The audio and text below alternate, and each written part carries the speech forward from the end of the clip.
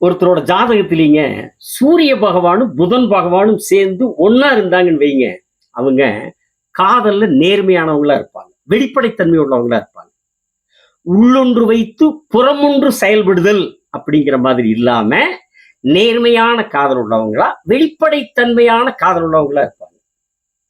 அடுத்தது ஒண்ணு பாத்தீங்கன்னா, அந்த சூரிய பகவானும் புதன் பகவானும் சேர்ந்து ஆட்சியாவோ அல்லது உச்சமாவோ இருந்தாங்கன்னு வைங்க, யாரோ ஒருத்தர் சூரிய பகவானோ அல்லது புதன் பகவானோ யாரோ ஒருத்தர் ஆட்சியாவோ உச்சமாவோ சூரிய பகவானும் புதன் பகவானும் சேர்ந்து இந்த ரெண்டு பேர்த்துல யாரோ ஒருத்தர் ஆட்சியா உச்சமாக இருந்தாங்கன்னு வைங்க, அவங்களுக்கு நிபுணத்துவ யோகம் அப்படிங்கிற ஒரு யோகம் அமைஞ்சு சிறந்த அறிவுள்ளவங்களா, பேரறிவுள்ளவங்களா இருப்பாங்க.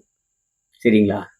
அப்புறங்க அந்த சூரிய பகவானோட சேர்ந்து இருக்கிற புதன் பகவான் இருக்கிறாரு இல்லைங்களா, அவர் வந்துங்க சூரிய பகவானை விட, சூரிய பகவான் இருக்கிற பாகையை விட ஒரு 5 பாவகை தள்ளி இருக்கு.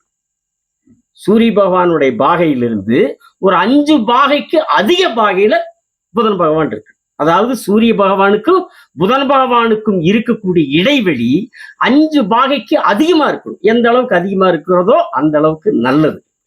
ஏன்னு கேட்டீங்கன்னா, அப்படி சூரிய பகவானுடைய பாகையிலிருந்து 5 டிகிரிக்கு மேல புதன் பகவான் இருந்தா தான் அவங்க படிச்ச படிப்புக்கான பலன் நல்ல முறையில் அவங்களுக்கு ஓரளவுக்கு கிடைக்கும். சரிங்களா?